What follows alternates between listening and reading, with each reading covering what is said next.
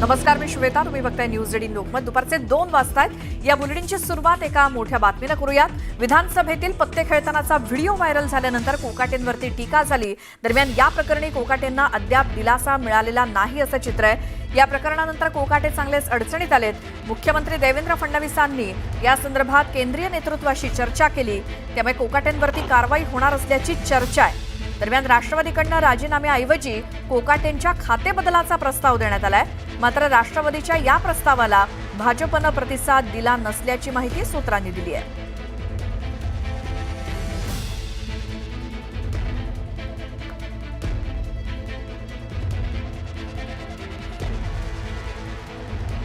आणखी एक मोठी बातमी. रमी खेळण्याच्या मुद्द्यावरनं वादात सापडलेले राज्याचे कृषी मंत्री माणिकराव कोकाटे आज शनिचरणी लीन झाले. सकाळीच माणिकराव कोकाटे यांनी शनी मंदिरात जाऊन दर्शन घेतलं. राज्याचे कृषी मंत्री तथा जिल्ह्याचे पालकमंत्री माणिकराव कोकाटे नंदुरबार जिल्ह्याच्या दौऱ्यावरती आहेत. यावेळी त्यांनी शनी मंदिरात जाऊन मनोभावे दर्शन घेतलं.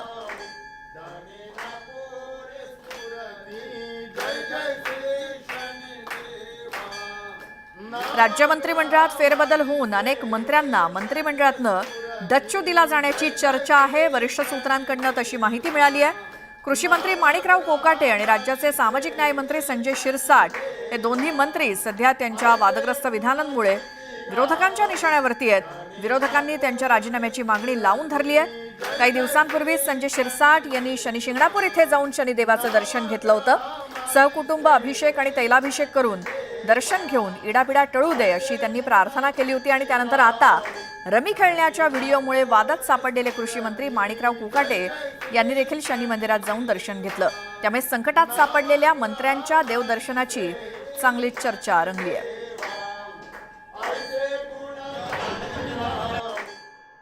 मी शनीश्वर महाराजांना पहिलं आपल्या सर्वांवरचा दुष्काळ निवारण हो, आपल्या सर्वांच्या आयुष्यातली 7.5 नष्ट हो आणि आपल्याला अत्यंत चांगले दिवस प्राप्त हो अशी मी या ठिकाणी प्रार्थना केलेली आहे.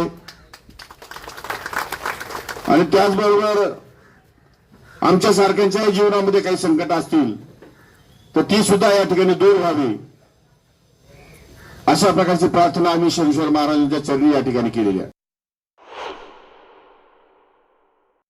मी उलट शनिदेवताला त्या ठिकाणी प्रार्थना करतो की सामान्य लोकांना या दोन्ही विभागाच्या माध्यमातून आणि इतरही विभागाच्या माध्यमातून जो त्रास होतोय, जी पीडा लागली, ती पीडा या गरिबाची जाओ, या विभागाची जाओ अशी मी शनिदेवताला त्या ठिकाणी प्रार्थना करतो. त्यामुळे किती तुम्ही मंदिरात गेला, कुठेही तुम्ही प्रार्थना केली तरी एक त्या दोन्ही नेत्यांना सांगतो की कुठलीही देवता हे कोणाचं ऐकतात तर सामान्य लोकांचं ऐकतात. आणि आज सामान्य लोकांची इच्छा आहे की तुम्ही ती खुर्ची सोडावी आणि कुठल्या तरी सक्षम व्यक्तीकडे ते पद जावं, जेणेकरून आत्ता होणारा अन्याय हा कुठेतरी कमी होईल.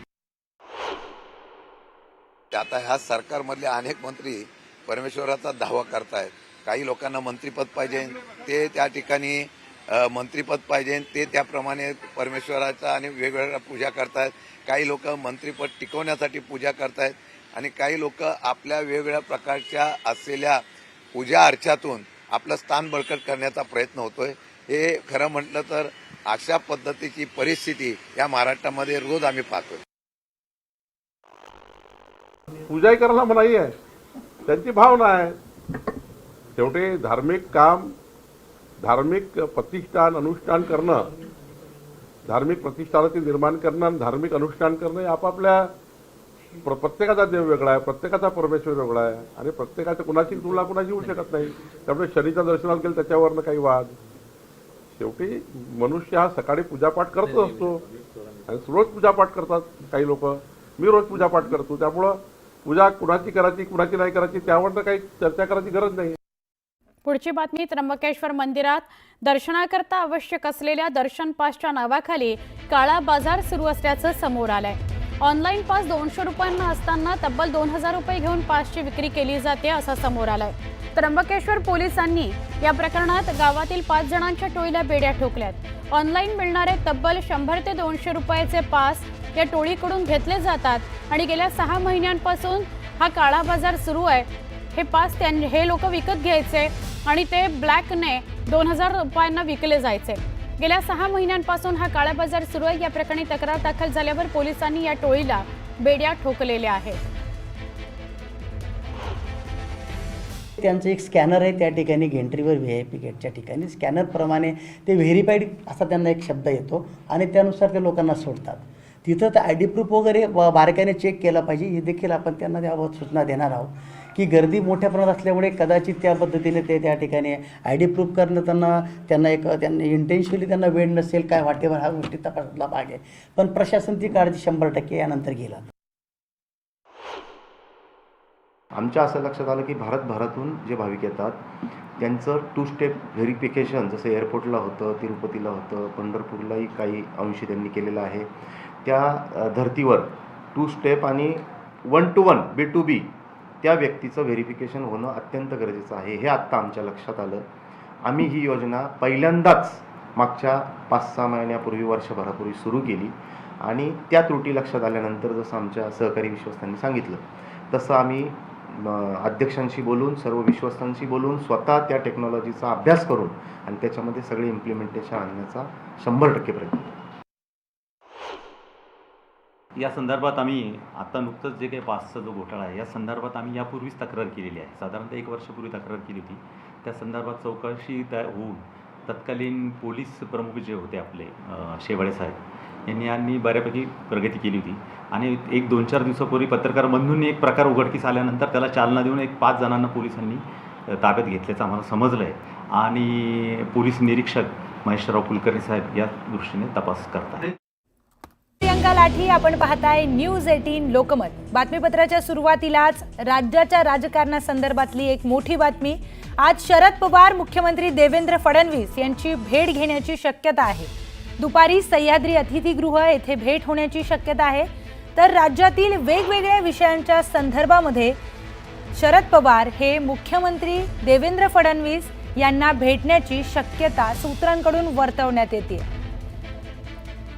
तर दुपारी सह्याद्री अतिथीगृह येथे शरद पवार आणि मुख्यमंत्री देवेंद्र फडणवीस यांच्यामध्ये भेट होण्याची शक्यता आहे आणि या भेटीमध्ये राज्यामधील वेगवेगळ्या विषयांच्या संदर्भामध्ये काही चर्चा होण्याची देखील शक्यता वर्तवण्यात येते।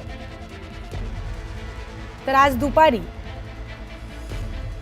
शरद पवार आणि मुख्यमंत्री देवेंद्र फडणवीस यांची भेट होण्याची शक्यता वर्तवण्यात येते। त्यावर कोण आहे विरोधी पक्षात कोण आहे हे महाराष्ट्रात पद्धत नाहीये। आम्ही पण अनेकदा सत्तेवर होतो, अनेकदा विरोधी पक्षात होतो। जे कोणी प्रमुख असतात आणि सार्वजनिक एखादी बाब असेल आणि ती मुख्यमंत्र्यांच्या कानावर घालूनच त्याच्यातनं मार्ग निघणार असेल तर अनेक मान्यवर कुठल्याही राजकीय पक्षाचे असले तरी देखील मुख्यमंत्र्यांची भेट घेतात आणि मुख्यमंत्री त्याच्यामध्ये राज्याचं हित डोळ्यासमोर ठेवून सकारात्मक विचार डोळ्यासमोर ठेवून मार्ग काढतात। तर कृषी मंत्री माणिकराव कोकाटेंचं रमी प्रकरण अजूनही शांत झालेलं नाहीये। कोकाटेंना अद्याप या प्रकरणामध्ये कुठलाही दिलासा मिळाला नाही अशी माहिती सूत्रांकडून मिळते। मुख्यमंत्री देवेंद्र फडणवीसांनी केंद्रीय नेतृत्वाशी या संदर्भात चर्चा केली आहे अशी देखील माहिती मिळते। तर राष्ट्रवादीकडून राजीनाम्याऐवजी खाते बदलाचा प्रस्ताव देखील देण्यात आलाय आणि भाजपकडून राष्ट्रवादीच्या या प्रस्तावाला कुठलाही प्रतिसाद देण्यात आलेला नाहीये अशी माहिती देखील सूत्रांकडून मिळते।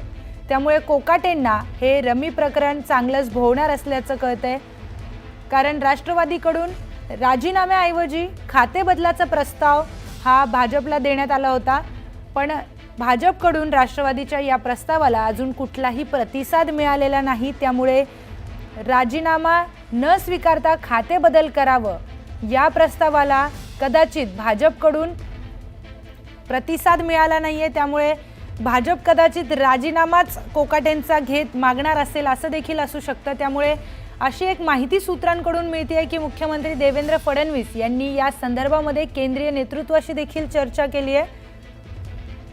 तर या संदर्भातली सविस्तर माहिती जाणून घेऊयात आपले प्रतिनिधी राहुल जोरी यांच्याकडून। राहुल, राष्ट्रवादीच्या प्रस्तावाला अजून भाजपकडून तसा काही प्रतिसाद आला नाही अशी माहिती मिळते, तर काय अधिकची माहिती या संदर्भात? प्रियंका, राष्ट्रवादी शरदचंद्र पवार गटाचे नवनियुक्त सचिव रोहित पवार यांच्या एका ट्विट नंतर माणिकराव कोकाटे यांचं रम्मी प्रकरण बाहेर आलं. एकंदरीत बघितलं तर शरदचंद्र पवार गट विरुद्ध अजित पवार हा संघर्ष आता नवीन नाही आणि यामुळेच रोहित पवार यांना नवीन जबाबदारी मिळाल्यानंतर त्यांच्या एका ट्विट नंतर किंवा आरोपानंतर आपल्याच मंत्र्यावर कारवाई होता कामा नये. रोहित पवार यांचं त्यांच्याच पक्षात किंवा राष्ट्रवादीमध्ये कोणतंही वजन जे आहे ते वाढता कामा नये यासाठी सुनील तटकरे आणि राष्ट्रवादीकडूनच एक सावध भूमिका घेण्याचा प्रयत्न होतोय. एकंदरीत खाते बदलाचा प्रस्ताव जो आहे तो भाजपला दिला गेला आहे. एकंदरीत माणिकराव कोकाटे यांचा संपूर्ण कारभार पाहता वादग्रस्त वक्तव्य जरी असली तरी त्यांच्या खात्यात कोणताही गैरप्रकार अद्याप पावेतो झालेला नाही. त्यांच्या खात्यासंदर्भातल्या कामावर कोणताही आक्षेप नाही असा बचाव जो आहे तो राष्ट्रवादीकडून केला जातोय आणि म्हणून राजीनाम्याऐवजी खाते बदल करता येईल का हा प्रस्ताव जो आहे तो राष्ट्रवादीकडून दिला होता. मात्र यावर भाजपनं कोणताही सकारात्मक प्रतिसाद जो आहे तो दिलेला नाही.